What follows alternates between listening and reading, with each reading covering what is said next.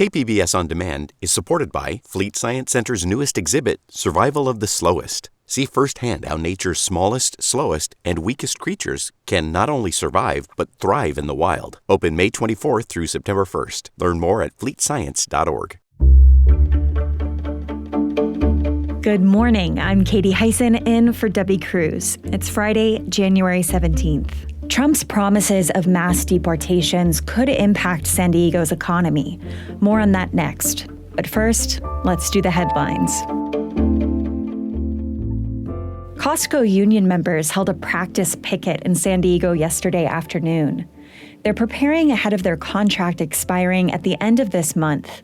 The union represents more than 18,000 workers nationwide. They say they're ready to strike if the company doesn't deliver a strong contract.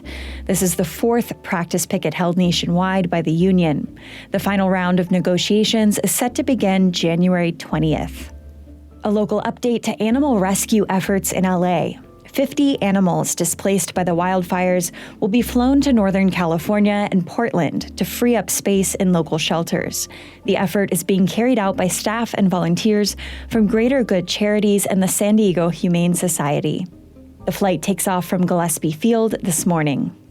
City and county offices are observing Martin Luther King Jr. Day on Monday, which means some buildings will be closed. Here are some closures to keep in mind. County offices, family resource centers, library branches, and animal shelters will be closed.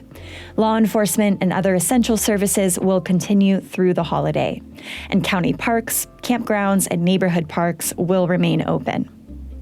From KPBS, you're listening to San Diego News Now. Stay with me for more of the local news you need.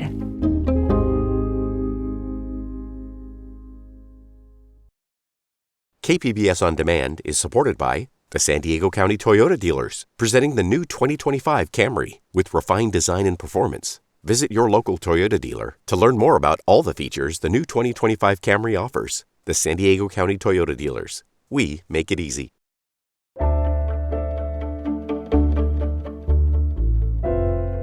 President-elect Donald Trump's inauguration is just days away. Investigative border reporter Gustavo Solis spoke with a local expert about how Trump's promise of mass deportations could impact the San Diego region.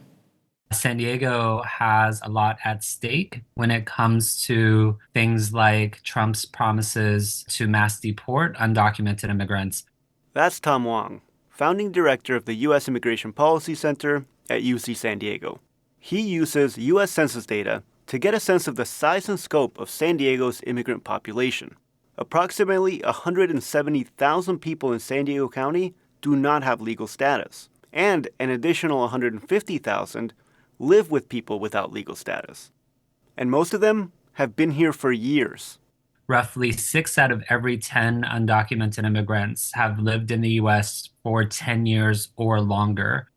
It's unclear at this point how, or even if, Trump could fulfill his promise of mass deportations. But Wong says that they would likely have a devastating impact on the local economy.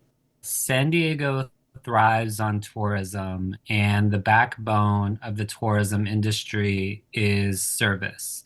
Again, nearly 1 out of every 5 undocumented immigrants works in the service industry. And roughly 1 out of every 10 work in the construction industry. Gustavo Solis, KPBS News. This week, we've been bringing you stories about the widespread shift away from Democrats and toward the Republican Party. Like Imperial County, South County at large also saw these changes. Voice of San Diego reporter Jim Hinch says voters in the traditionally Democratic stronghold swung notably to the right. Democrats won most races in South County, but the margin of victory shrank. In National City, Joe Biden won more than 2/3 of votes in 2020, but in November, Donald Trump gained ground by nearly 10 percentage points. The swing to Republicans was even larger in border communities such as San Ysidro and Nestor. Voters gave several reasons for the shift. They said rising costs, growing homelessness, and a surge of immigrants at the border made them feel insecure. Leaders seemed unable to tackle major problems, and that led to a desire for change. Michaela Polanco is an independent from Bonita. She voted for Kamala Harris, but she says other people in her community didn't. because they felt Democrats had failed to deliver. People really believe that Trump will at least have more of an enforcement to the immigration rules and regulations, whereas under the Biden and Kamala Harris administration, it was more loose, or they weren't really tying up the enforcement. Even registered Democrats expressed disappointment with their party's performance on major challenges facing the San Diego region. That was Jim Hinch with the Voice of San Diego. This story is part of our Public Matters initiative. To see similar stories, go to kpbs.org/voteshift.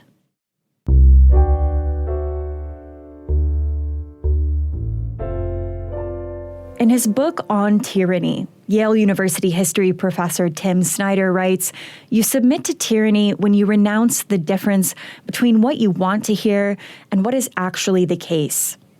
As we began a second Donald Trump presidency, Snyder spoke to Public Matters reporter Amita Sharma about what the next 4 years might look like. In your book On Tyranny, you write, "The mistake is to assume that rulers who came to power through institutions cannot change or destroy those very institutions, even when that is exactly what they have announced that they will do." Explain this quote's relevance to America right now as we head into President-elect Trump's second term in the White House. Yeah, it's completely normal for aspiring authoritarians to try to win elections and then get inside the system and make the system less democratic. We have to remember that democracy is a matter of the spirit and a matter of the future, and not just a matter of the outcome of a given election. A lot has been written about people voting against their own interests. In a place like San Diego, where the cost of rent and childcare are sky high, the median price of a home is up to 9 times the median household income, and we have some of the highest electricity rates in the country. Are people who are just struggling to get by more apt to know their interests and vote accordingly under these conditions, or are they even more susceptible to manipulation and possibly tyranny? In order for people to make good choices about the future for their children and themselves, they have to have a certain level of access to shelter and food. They have to be able to live in a decent way. And so the people who are trying to undo democracy, it will turn out, are also the same people who are trying to make lives harder. And I'm afraid we're going to see a good deal of that in weeks and months to come. We reported recently that thousands of Democratic voters in some of San Diego's poorest communities either sat out the November election or voted Republican, many citing the high cost of living, pretty much echoing what happened elsewhere in the country. If Trump goes ahead with promised tariffs, the prices of groceries and other goods will go up. How do you expect those voters and Wall Street to react? And what might resistance look like? Yeah, I think that's the key. If you want to oppose this, you have to have an alternative to it. You can't say, "Oh, look, we told you so back in November of 2024. You have to say, "Look, if we win next time, if our group is in power, this is what we will do." You have to have some kind of a vision. If it's just about the past, you're going to get trapped and you're going to lose. The fact that Trump is going to make a lot of people miserable, which he will, is only good for the opposition if the opposition is ready to say, "Okay, we have something that's better than 2024 for you." You can't get trapped in competing about like which past you're going back to, Trump the 1930s and the Democrats 2024. You have to have a vision of the future where people can say, "Oh, okay, I now see it. The penny has dropped. I understand how, if I vote for you guys, things might change for the better." Do you feel like Democrats have a vision for the future? The Democrats are trapped by Trump because what Trump forces them to do is to simultaneously be the party that defends order and be the party that has a vision for the future. And that's a tough role to have. Now that Trump controls effectively the Supreme Court, both houses of Congress, and the executive branch, the Democrats have a chance to be that party of the future. So I think it's a chance they have to seize, especially in the next 6 months as the contradictions of the Musk-Trump program start to reveal themselves. The Democrats will have to take advantage of those openings. I'm not saying that they can or they will. I'm saying that that will be the time for new people to profile themselves. Elected officials across San Diego County say threats against them have gone up dramatically in recent years. Some of that intimidation came through social media. You have said social media is set up for disinformation and drives people to do things that are anti-democratic and against their own interest. How optimistic are you that these platforms will get regulated, given that the big tech appears to have Trump's ear? Yeah, I mean, I would add to your list anti-human. The algorithms train us to react negatively to other humans and to treat humans as enemies. I think the fundamental problem is that they are anti-human in that basic sense. And if you're anti-human, then you can't be pro-democratic. You can't be pro-freedom. I'm not optimistic, I'm sad to say, about that at all. There are too few platforms, and those too few platforms are too unregulated. The hope would have to come from citizens who unhook themselves, but also from school districts and states who choose to enact policies that allow young people to at least have time at school, which is away from the screens. Coming up, Imperial Beach City Council considers new tenant protections following mass evictions. We'll have that story and more just after the break.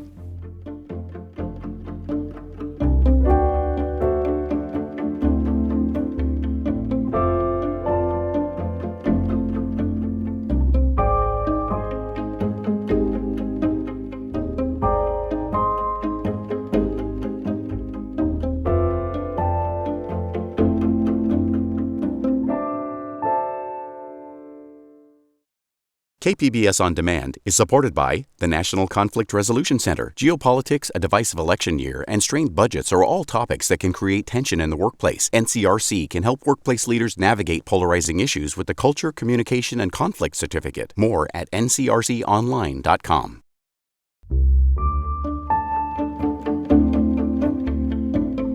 Imperial Beach is proposing new tenant protections after mass evictions hit the city late last year. But South Bay reporter Corey Suzuki says the city council stopped short of actually halting those evictions. The proposed law was unveiled on Wednesday at the city council's regular meeting. It'll tighten the definition of certain types of evictions and raise the amount of rental assistance that landlords of big apartment complexes need to give to their tenants. It would also require landlords to start reporting eviction data to the city. This comes after the owners of two large apartment complexes in Imperial Beach began issuing eviction notices in recent months. Dozens of renters there hoped the city council would intervene. But the proposed law is not retroactive and will not affect those renters or halt their evictions. Brenda Bautista lives at the Sussex Gardens Apartments. She received an eviction notice last week. Our elected officials turned their backs on us and did not support us at all. And we gave them enough time to do these votes. It might help protect others, but it's not protecting me. Imperial Beach Mayor Paloma Aguirre says a stronger ordinance wouldn't have had enough support among city leadership. Even this version was opposed by two council members. To the residents of Hawaiian Gardens and Sussex, I'm sorry we couldn't help you. The city council will vote on the proposed protections in the coming weeks. In Imperial Beach, Corey Suzuki, KPBS News. Plans to build a protected bike path from La Mesa to central San Diego have hit a setback. Metro reporter Andrew Bowen says it comes as inflation continues to impact the cost of infrastructure. University Avenue, biking on it, walking on it, honestly even driving on it is a nightmare. I meet Anar Salayev, executive director of Bike SD at the corner of University Avenue and 54th Street. Very difficult for bicyclists to ride along with traffic. A lot of them do, in fact, ride on the sidewalks, which then poses a hazard for pedestrians. For more than a decade, San Diego County's transportation agency, SANDAG, has planned to build protected bike lanes here, along with improvements for pedestrians and bus riders. As really the only east-west corridor from the mid-city neighborhoods to La Mesa, it's certainly one that we should invest in and make it safer for everybody. But the University Bikeway hit a snag last month. Construction bids came in over budget, so SANDAG is tweaking the project's design to include lower-cost building materials. San Diego City Council member Sean Ela Rivera says that should be the norm. We can do better to look at the low-cost, quick option first. We get more projects done, the projects provide the benefit more quickly to the community, and I think that those are benefits well worth pursuing as a default, not as a sometimes. Sandag has to award a contract to build the University Bikeway by the end of June. If it misses that deadline, it'll have to send state grant funding back to Sacramento. Andrew Bowen, KPBS News.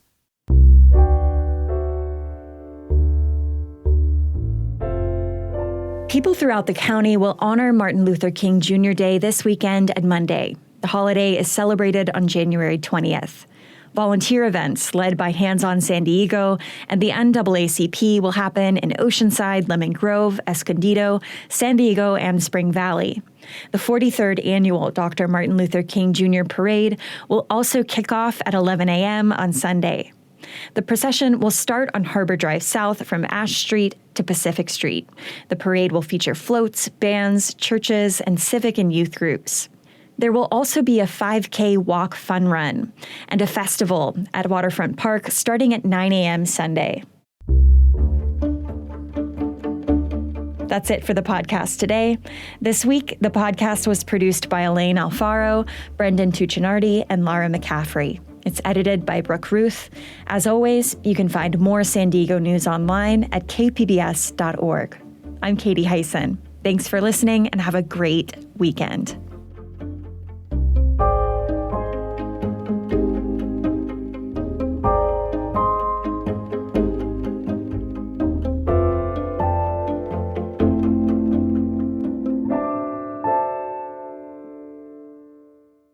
KPBS On Demand is supported by the National Conflict Resolution Center. Geopolitics, a divisive election year, and strained budgets are all topics that can create tension in the workplace. NCRC can help workplace leaders navigate polarizing issues with the Culture, Communication, and Conflict Certificate. More at ncrconline.com.